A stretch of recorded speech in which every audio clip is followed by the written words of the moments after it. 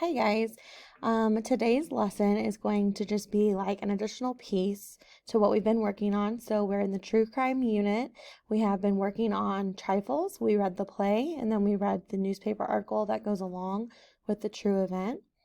You guys have done a little bit of writing and thinking. You guys have done some inferencing where you thought about your prior knowledge, then found quotes, textual evidence, used some citations, some great analysis of your own, and then have made some ideas about different crimes we've read already. So today is just going to be a new crime we're going to research together. And we're going to be drawing conclusions, which is really just kind of coming to an overall idea, very similar to our inferencing, of explicit and implicit information. So explicit information is told straight out. It's the factual evidence that is right there in the story. Implicit information is stuff that we have to come up with kind of on our own. We have to think about it, make some guesses, maybe implied meanings, and that's the implicit information. So today we're going to be looking at author's purpose and theme.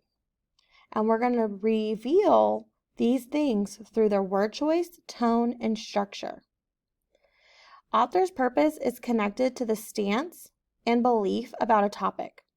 An author's purpose is their stance, and it is connected to the takeaway, which is really the theme. The theme is that main message or that main idea that we take away from our reading. They want their audience to walk away having learned something about this crime.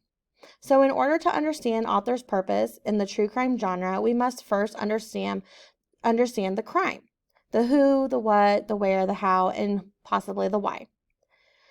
The word diction means word choice, and an author's word choice helps us to get to the meaning of the text. Tone is how the author feels about the issue that they're writing about.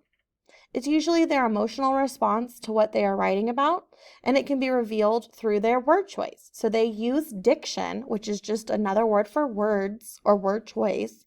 They use diction to reveal their emotional feelings about their writing, and that is the tone. So we're going to be looking at the who, the what, the where, the when, and the how. And we have kind of started this with the last newspaper article we just did. This is going to be a completely different news article. We will read the article. We will have some discussion questions next class.